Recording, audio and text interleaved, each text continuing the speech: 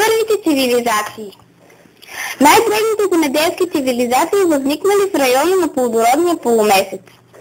Река Нил превърнала Египет в оазис, в който се развива земеделието, ритъмът на живота се определя от периодичното разливане на реката.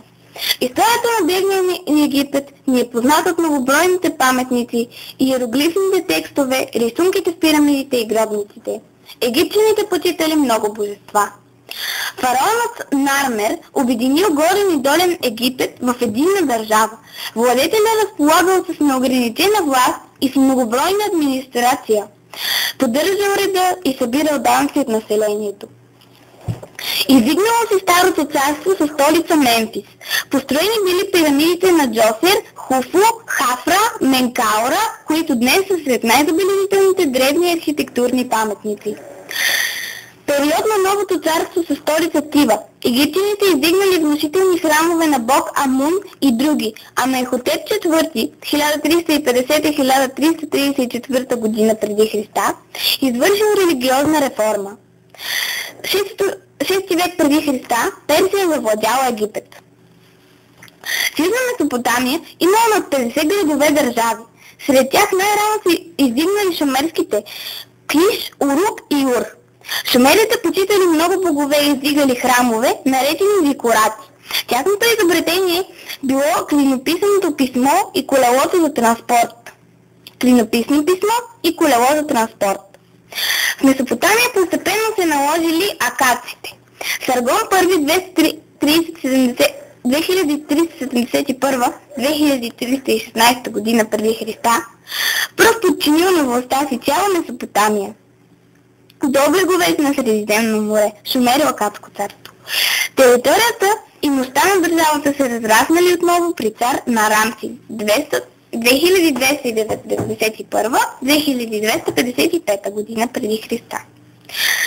Период на Старо Вавилонското царство. По времето на цар Хамурапи 1792 година, 1750 година преди Христа, Вавилон се наложил в Месопотамия и съседни области на Предна Азия.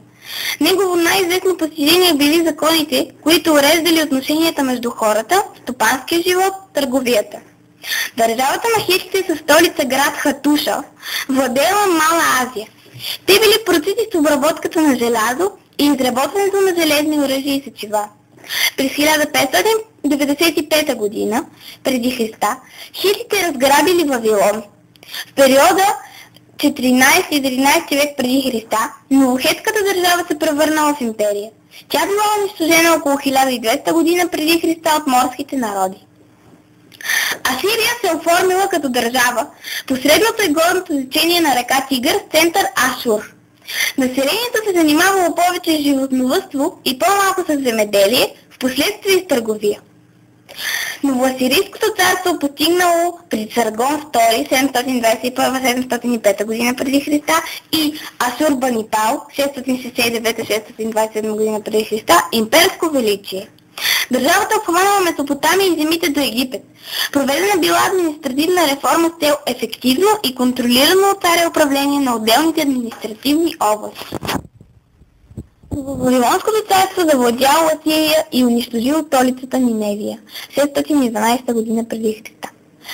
При Навуходоносор II 666-562 година преди Христа държавата обхванала земите от Средиземно море до Персийският залив. Неговите войски завладели и опустошили Иерусалим със своите крепостни стени и с кули и порти, с зикурата и висящите градини. Столицата Вавилон била най-красивия град в света.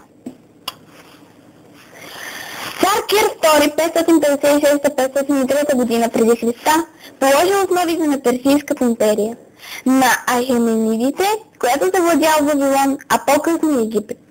Дарий I 521-486 година преди Христа включил в нейните граници и територии от Европа.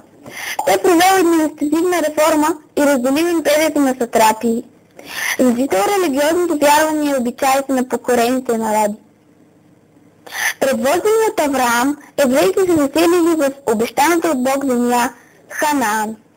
Това се случва в началото на второ хилядолетие преди Христа. Основният източник в историята на евреите е Библията. Тяхната религия била първата монотеистична религия в древността. 11-10 век преди Христа евреите създали свое царство, наречено начало с цар Саул, около 1020-1000 година преди Христа. Цар Давид успял да довърши завладяването на Ханаан и обявил Иерусалим за столица. Най-голям разцвет царството постигнало при цар Соломон, 960-930 година преди Христа. Той построил богато украсен храм на Бог Яхве в Иерусалим. След смъртта му еврейското царство се разделило на две – Израил и Юдея. През 587 година преди Христа Иерусалим бил предвзет и разрушен от Навуходоносор II.